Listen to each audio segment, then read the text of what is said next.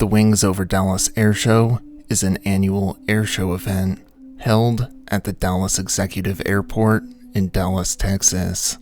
Hosted by the Commemorative Air Force, this airshow offers aviation enthusiasts the chance to see a plethora of historic World War II era planes majestically soaring through the skies, rather than viewing them resting stagnantly within the confines of a hangar or museum.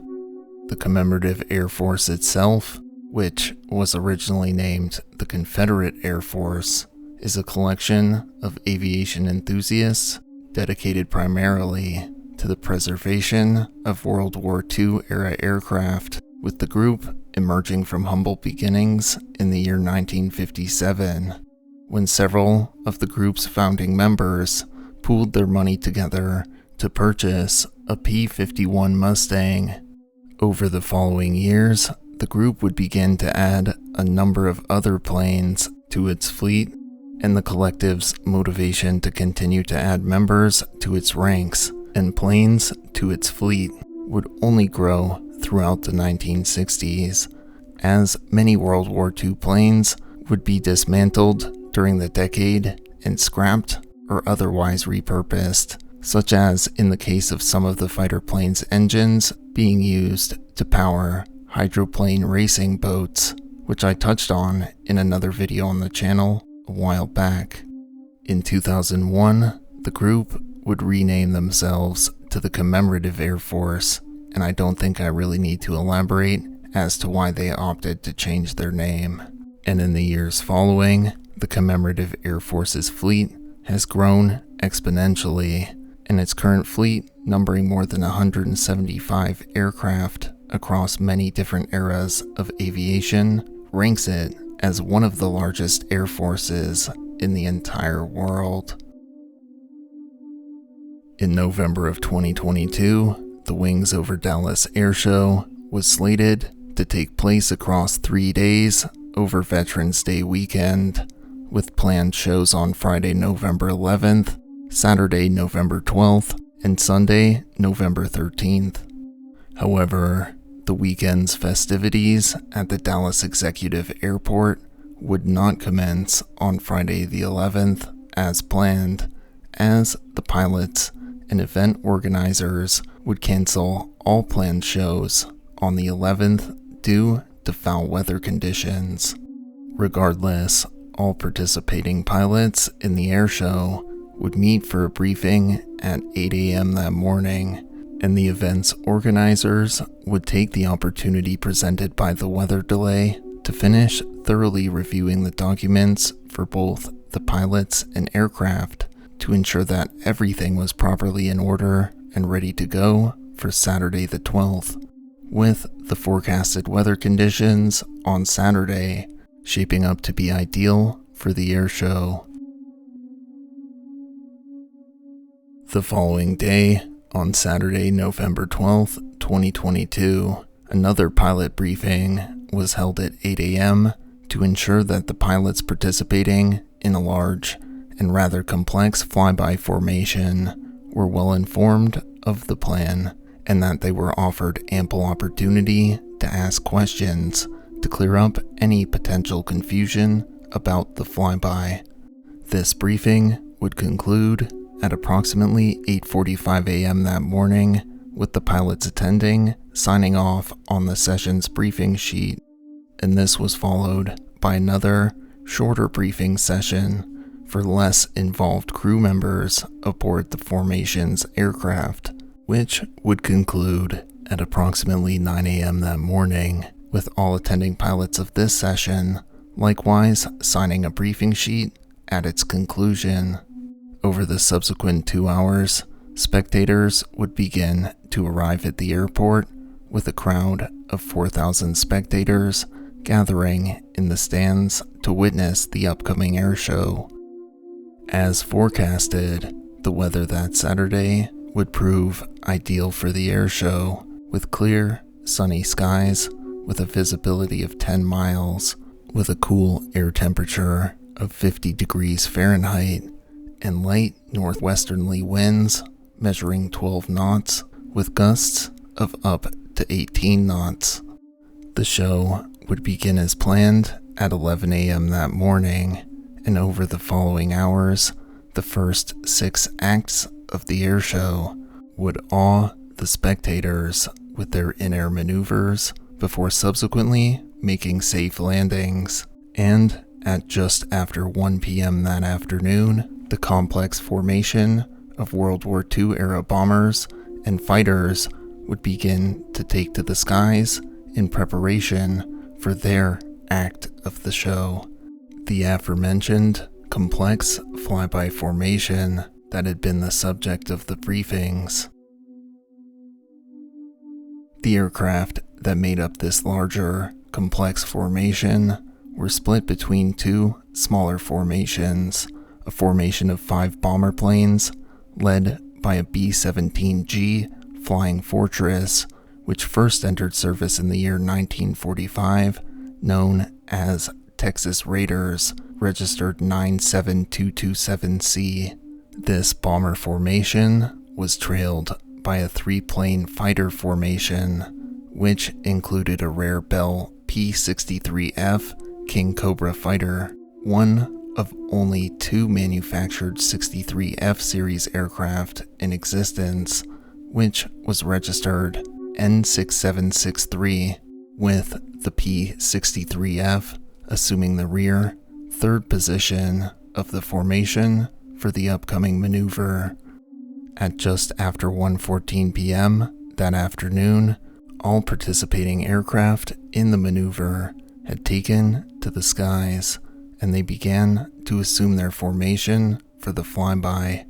orchestrated from the ground by the show's air boss, who essentially serves as an air show's air traffic control. As planned, the bombers were instructed to continue to follow along the 1,000-foot show line, which runs parallel to the show's 1,000-foot spectator line, where the trailing fighters would then perform a hot pass of the bombers,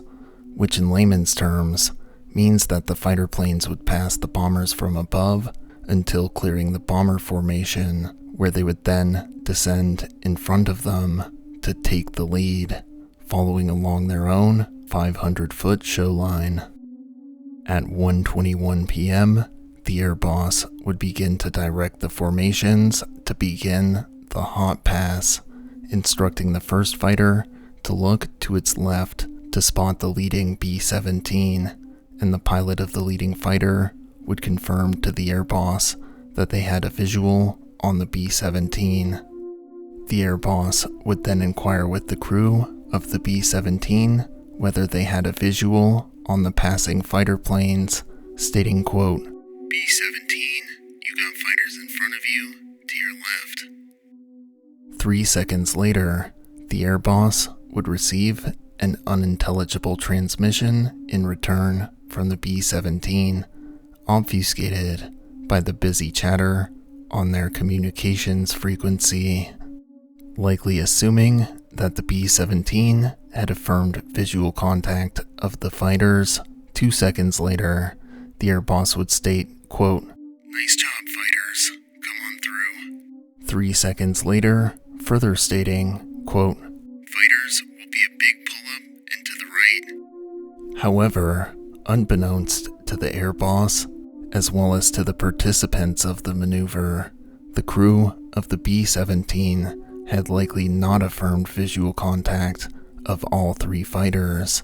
as at the time of their unintelligible radio transmission, the P-63F was still above the bomber formation, making its pass, and by the time of the final aforementioned transmission from the show's air boss, a mere 8 seconds remained before these seemingly minor miscommunications would result in a tragic outcome.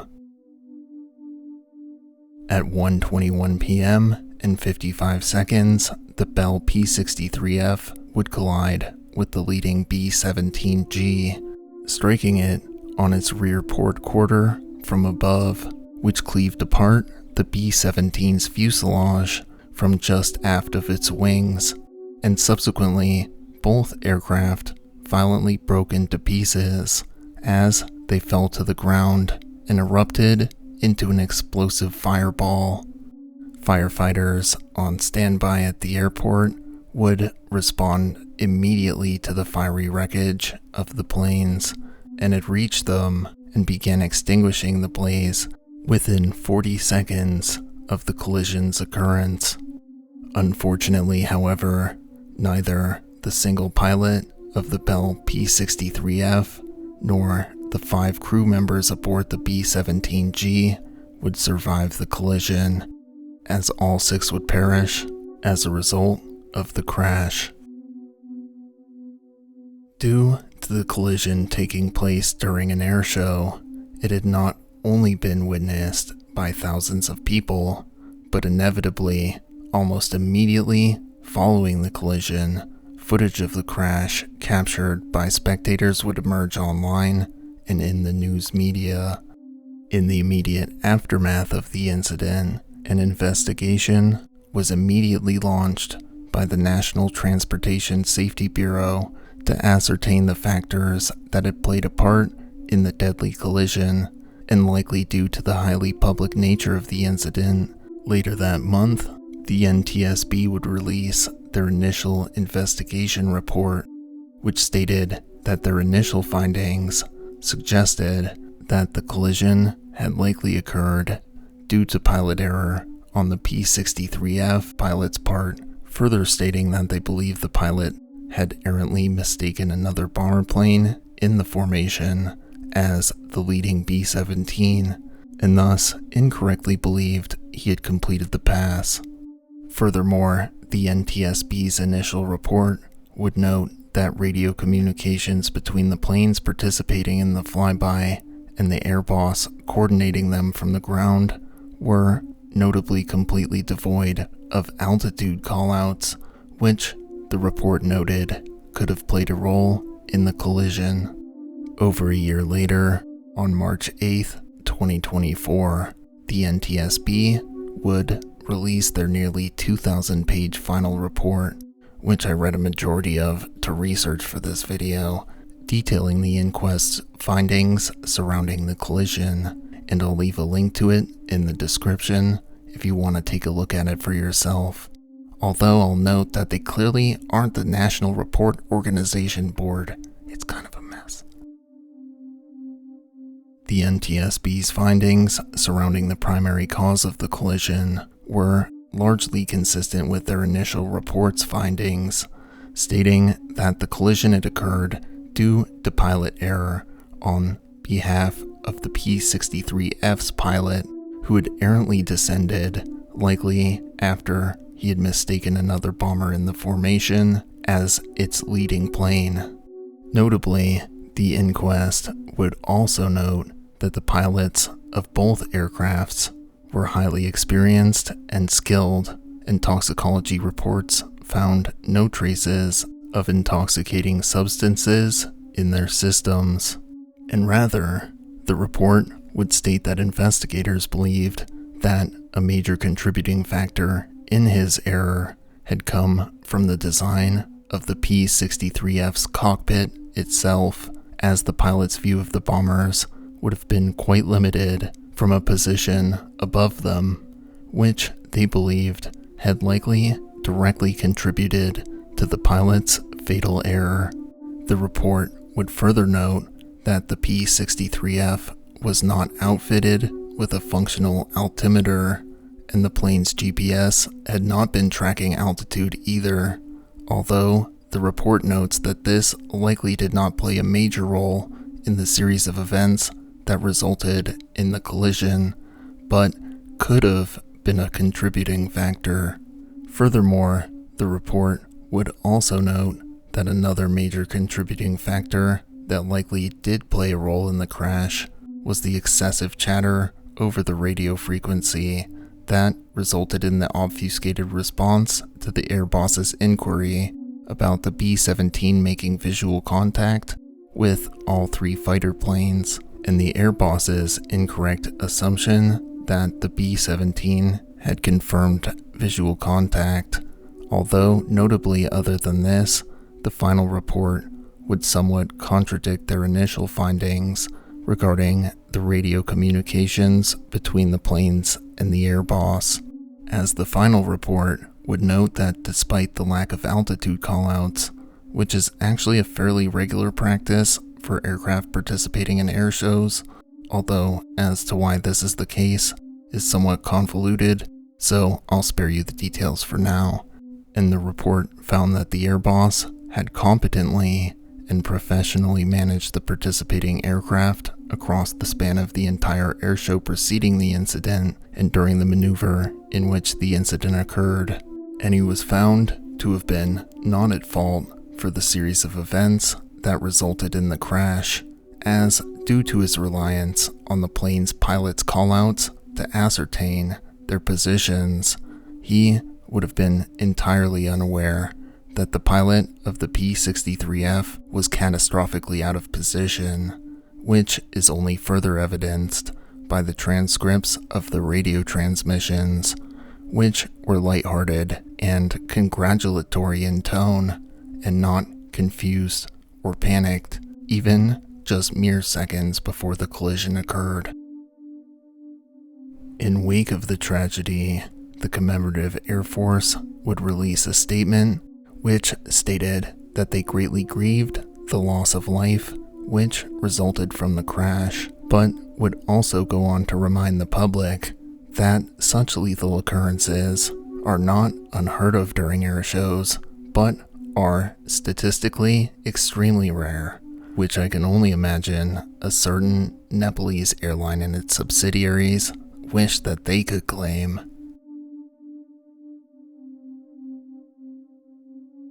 Thank you all for watching.